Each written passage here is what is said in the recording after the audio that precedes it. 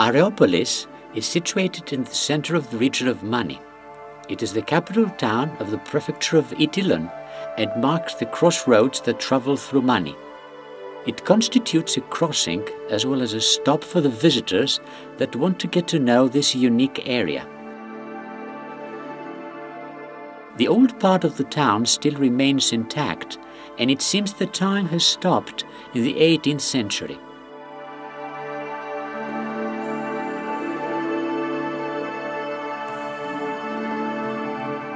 This town dates back to the Middle Ages and was known by the name Tsimova.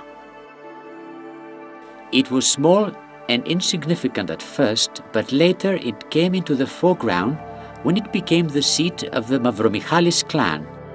A few years before the Greek Revolution, it became the most important capital town of the area and the center of the political decisions taken in Mani. A walk in the narrow streets of this town is a journey back into the past and into the history of Greece.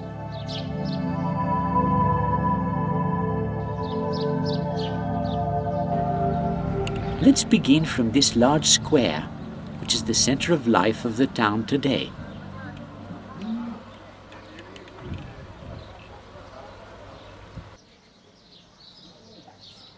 The statue of Petros Mavromichalis, also known as Petrombes, dominates the square. Petrombes was the last bey or chieftain of Mani. He was a leading figure in Mani and also a main contributor of the 1821 Greek Revolution against the Turkish occupation. He was a descendant of the great Mavromichalis family. In the northern corner of the square stands an old church built in the 18th century dedicated to Saint Athanasius.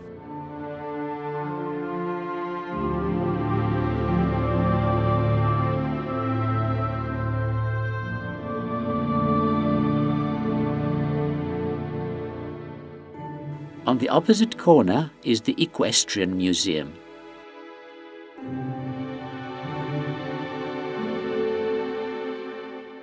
This museum exhibits elements from the time that horses and mules were the most important fellow workers of man who survived working the soil with his hands.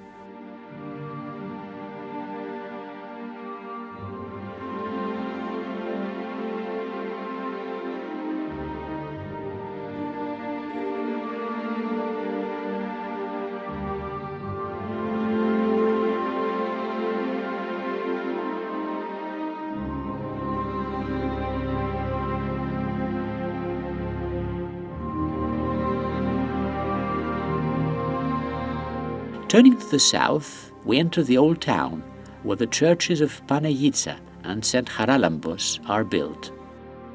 These churches carry significant frescoes that date back to the 18th century.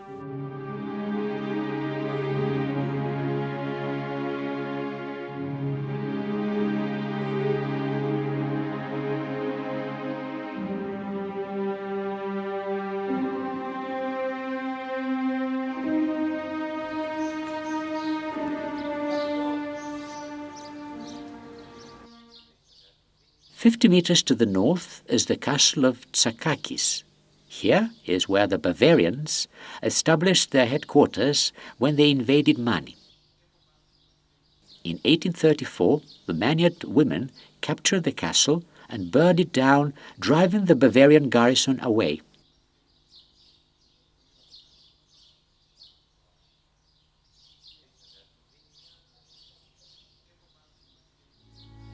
Toward the west stands the majestic church of the Taxiarch. This church was built by the Mavromichalis family during the latter half of the 18th century. This church is very impressive for its size and for the magnificent relief depicting the zodiac circle displayed on its facades. In Mani, the theme of the zodiac circle is well loved and constitutes a link between the faiths of Christianity and the ancient world. This relief in whole is an exquisite work of art and reveals the great tradition in sculpture existent in Mani then.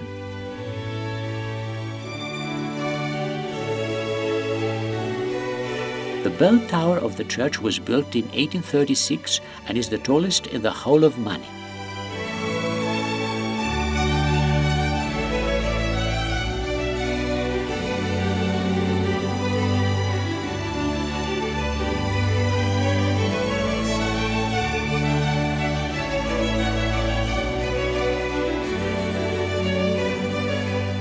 Near the bell tower is the privately owned military museum of Georgios Versakos, which exhibits many weapons used that time.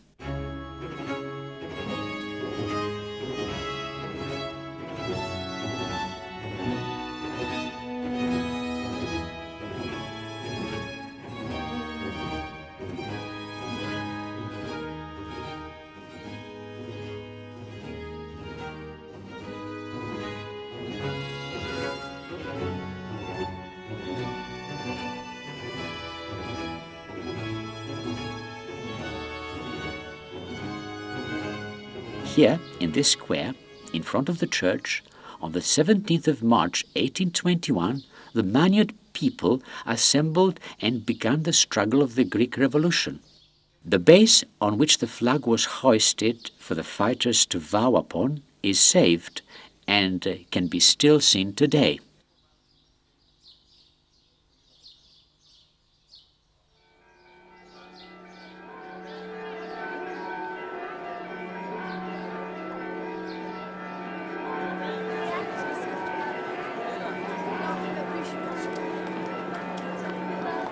Και τώρα μανιάτες μου, όλοι μαζί.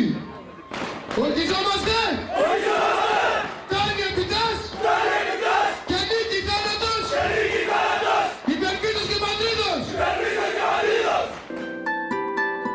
In this historical square, the traditional bakery of Kiramila still stands. One can rediscover scents and flavors from the time back when bread was really baked with skill and love.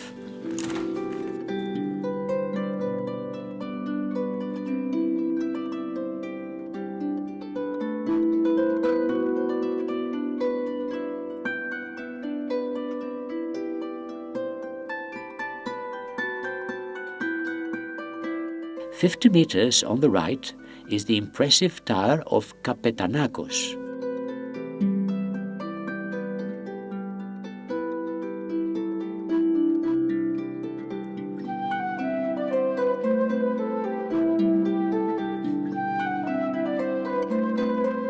This historical building, with its cool garden, is used as a guest house today.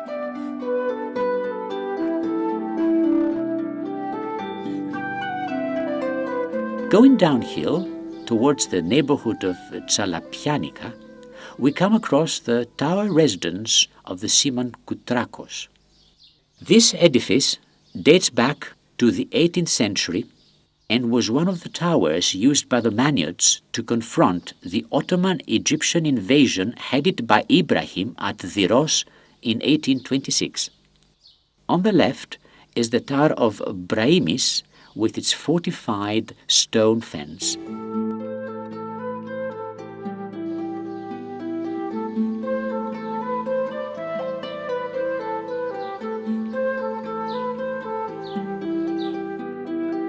We move down the cobbled road and come across the restored oil press of the Kalapotharakos family, which is now a museum.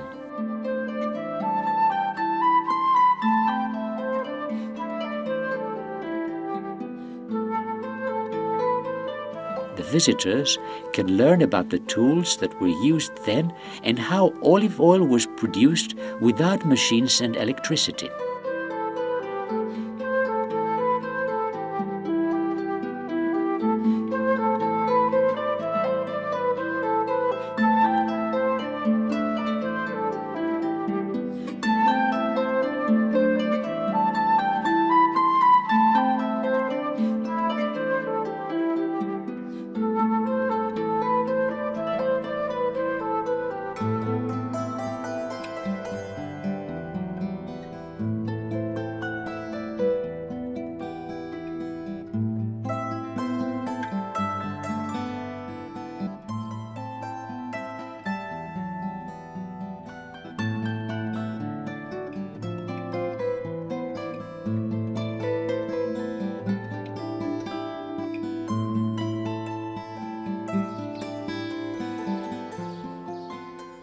On the right, through the narrow road, the church of St. Nicholas is found. This is yet another church of the Mavromichalis family.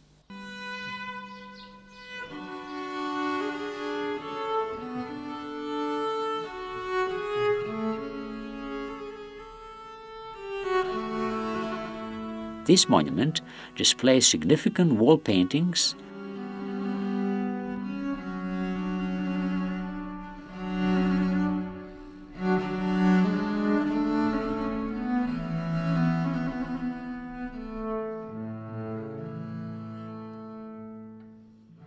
and on its facade there's an impressive relief of the saint.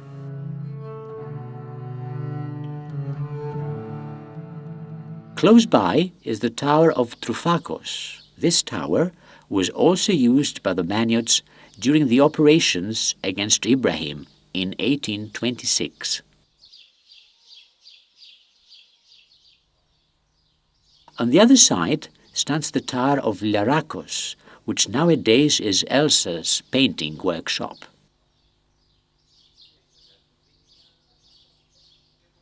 Further down we see the tower of the Koutsileris family. This was a sailor family for many centuries, and members of this family took part in the historical naval battle of Naupactos in 1571.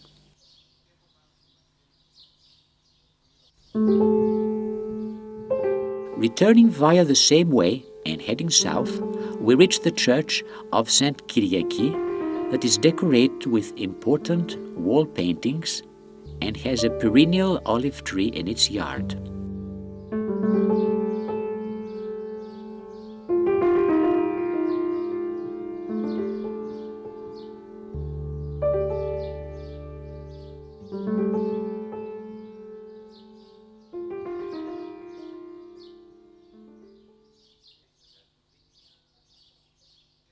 On the east are the old churches of the Holy Trinity and the prophet Elias.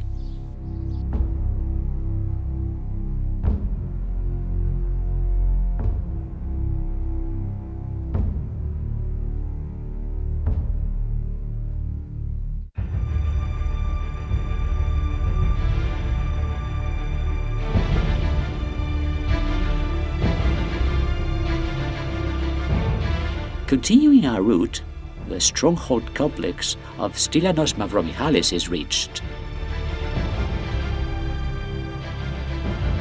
The stronghold residence, tower, and the 45 walls surrounding them impress the visitors. This complex is one of the most important samples of 45 domiciles in Mani. Today, it belongs to the Ministry of Culture.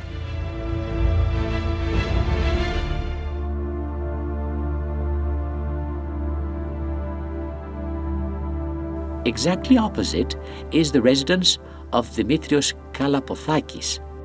Kalapothakis was the publisher of the newspaper Embros and was also the organizer of the 4-year-long struggle for Macedonia. 50 meters away stands the Tower of Barelos.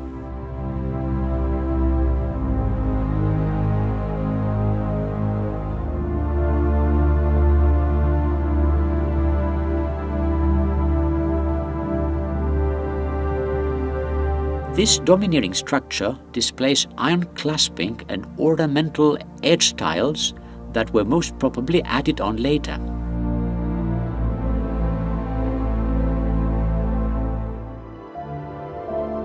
Passing by the Tower of Barelos, we reach the interesting church of Panagia Georgianiki.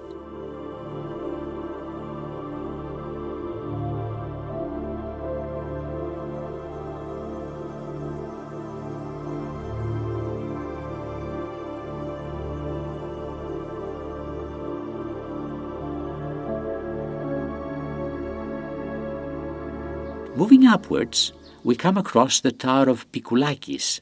This building houses the Museum of the Religious Faith of the Maniot people.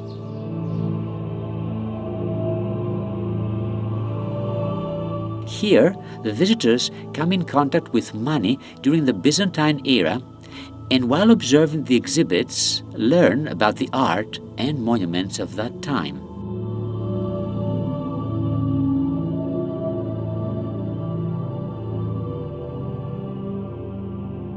Here lies proof of the deep religious faith of the Maniots kept through the ages.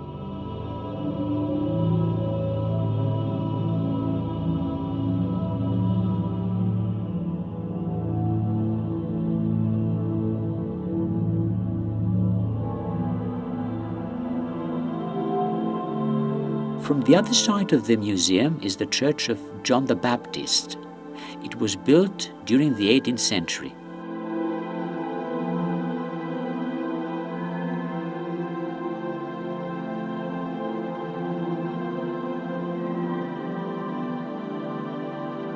A very important collection of frescoes with many depictions that unfold in zones are saved inside this church.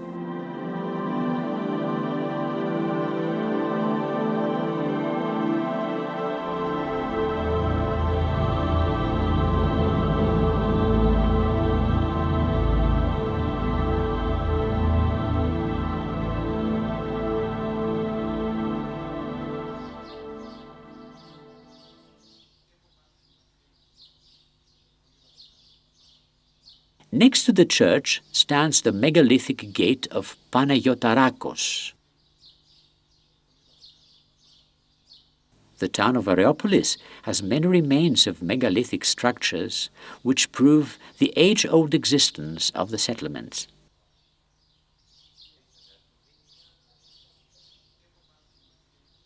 In this same area, the second domicile of the Mavromichalis family can be found.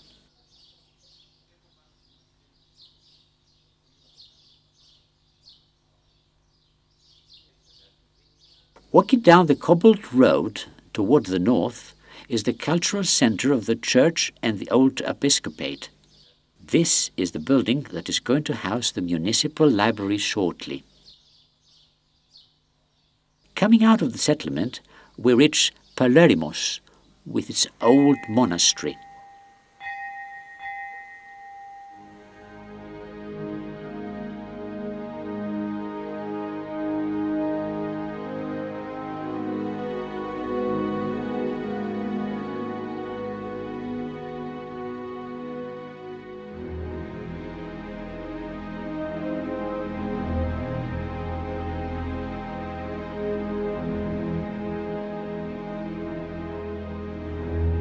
Further away at Kryelianika, the enigmatic megalithic graves bear witness that we are visiting one of the oldest settlements of the town.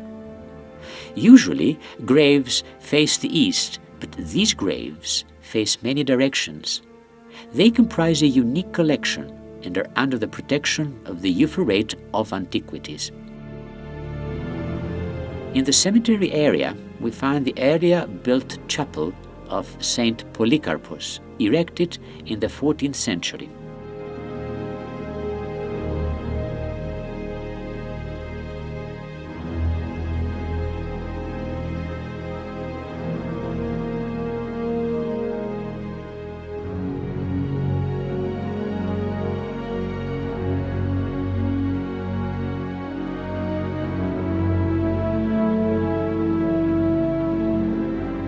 Near the sea, the steep coastline is awe-inspiring. In the caves on the coast of Apidima and Kalamakia, Paleolithic and Paleological finds have been unearthed. The most important of all is the discovery of the skull of the man of Penaron.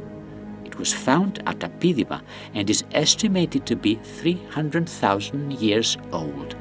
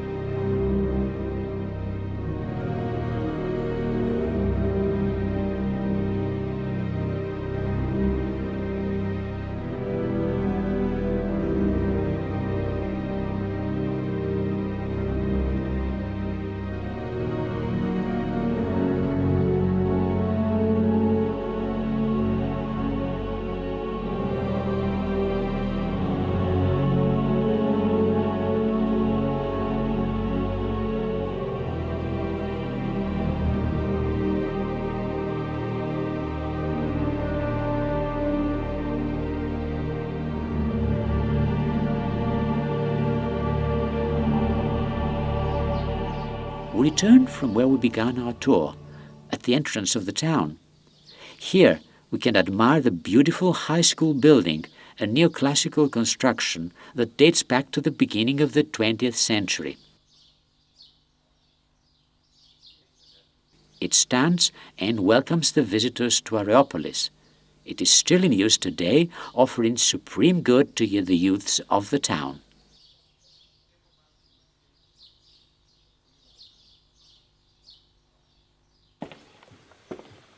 The footsteps echo sadly on the narrow cobbled roads. It feels like walking through a medieval fortress and not through a town. Areopolis embodies the whole windswept land of money.